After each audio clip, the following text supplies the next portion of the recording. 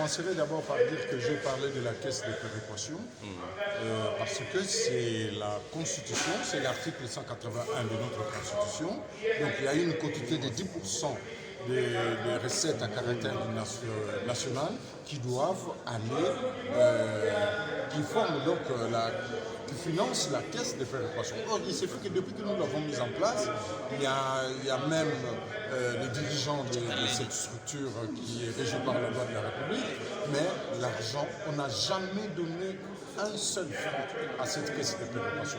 Or, la caisse de péréquation sert à quoi? La caisse de péréquation, c'est simplement pour essayer de créer l'équilibre. Disons, c'est aussi une certaine solidarité entre les provinces, que ceux qui ont en ressources propres suffisamment de moyens puissent un peu accepter que d'autres provinces qui n'ont pas de moyens puissent donc en bénéficier. Je vous ai donné des provinces. Vous prenez la province du Congo central, c'est 6 milliards de francs congolais en plus. Mais vous prenez la province de l'Équateur, Nord-Ubangi, je crois que j'ai cité aussi Sankourou, elles sont au-delà de 20 milliards. Ça signifie simplement que c'est une solidarité, c'est des erreurs qu'on est en train de corriger et l'équilibre entre les provinces. Donc depuis que nous avons commencé, on n'a encore rien donné. Mais cette caisse ne peut donc pas fonctionner. Or, en ressources propres, tout le monde le sait, qu'il y a des provinces comme la province de l'Équateur. Quand elle produit 150 millions de francs congolais, et la province de l'Équateur est contente. Est-ce que vous pouvez imaginer qu'une province puisse vivre avec plus ou moins 80 000 $? C'est inacceptable. En sus de ça, j'ai parlé aussi des recettes à caractère national. Quand on les publie ici sans l'appliquer, donc 40% de l'ensemble des recettes à caractère national, vous prenez le Congo central aujourd'hui, on nous dit c'est 292 milliards. Et quand Kinshasa quand le Congo central fait son budget, elle tient compte de ça. Et en tenant compte de ça, elle gonfle tout jusqu'aux dépenses telles que le fonds secret de recherche. Et quand les gens vont prendre là-dedans, même quand c'est vraiment pour faire le travail ou pour autre chose, ce qui est répréhensible, par exemple, vous verrez qu'ils prennent beaucoup d'argent à leur province. Donc si nous pensons que nous pouvons donner 10, donnons 10. Sinon même moins, mais donnons-le pour que les provinces puissent se développer. Parce que même dans des provinces où il y a aujourd'hui l'état de siège, la base ne reçoit rien. Et la jeunesse qui est là, qui est délaissée, elle va faire quoi? Elle va aller dans les groupes armés, ne serait-ce que pour avoir quelque chose. Je ne suis pas en train de les défendre. J'ai parlé donc de tout ça et puis surtout des recettes pétrolières. Pourquoi donne-t-on la redevance pétrolière, plutôt la redevance minière? Pourquoi donne-t-on la redevance minière aux provinces qui produisent des minerais et pas la redevance pétrolière à la province aujourd'hui, la seule qui produit le pétrole. Donc, le pétrole. D'autant plus que le pétrole, comme les minéraux, ce n'est pas inépuisable. Donc demain aussi, il faudra penser aux générations futures. L'occasion du temps fait le larron. Vous êtes candidat au gouvernorat de la province centrale. Vous avez voulu à ce que votre famille politique puisse donner l'aval. Quelle en est la suite? Je suis candidat à la candidature. En principe, on devrait en ce moment en train de sélectionner pour ceux qui appartiennent notamment à l'Union sacrée. On est en train de sélectionner les candidatures et c'est l'Union sacrée qui va décider donc du nom de la personne qui sera retenue donc, comme candidat pour aller représenter nos couleurs dans la province du Congo central ou partout ailleurs.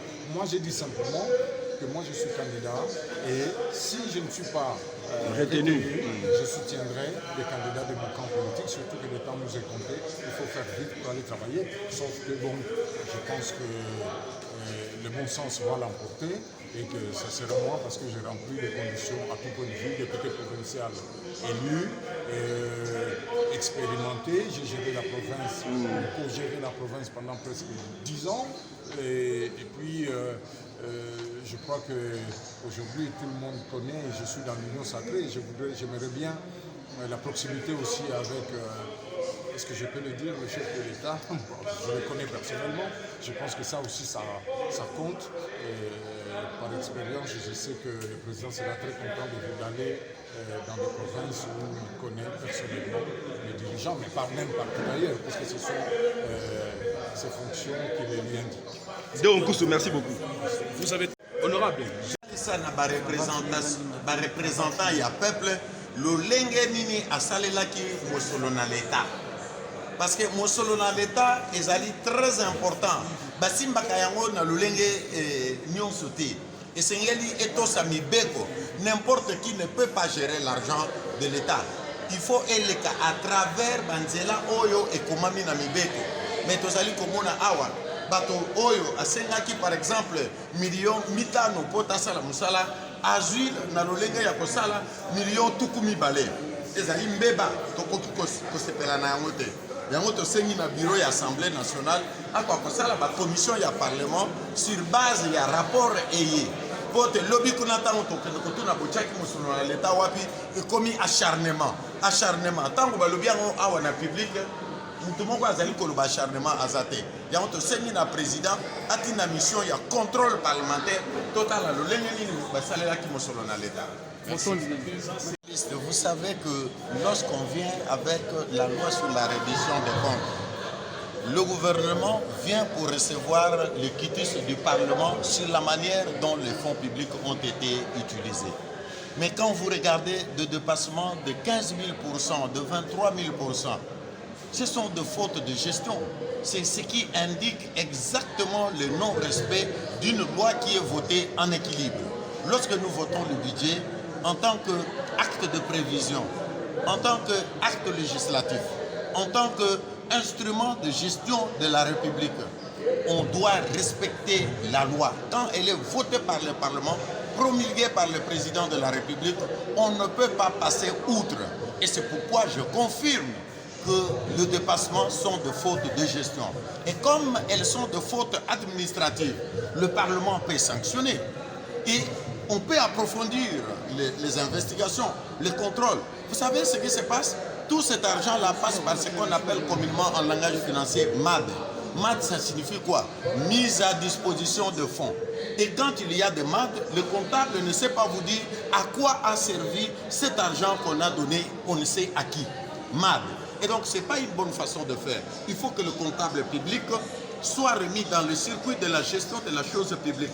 Il faut que le magistrat de la Cour de compte fasse leur travail comme il se doit. Mais maintenant, ici, il n'y a que les ordonnateurs seuls, avec leur cabinet politique, qui lapident l'argent de la République. Et donc, ça, c'est le bureau de l'Assemblée nationale qui doit constamment envoyer le député en mission de contrôle pour débusquer tous ceux qui continuent à se servir de l'argent public. Merci. Lingala, honorable Lingala. Non, écoutez, quand vous parlez de l'IGF, mais l'IGF, c'est un contrôle administratif. La police judiciaire, c'est un contrôle administratif. Mais le Parlement fait un contrôle politique.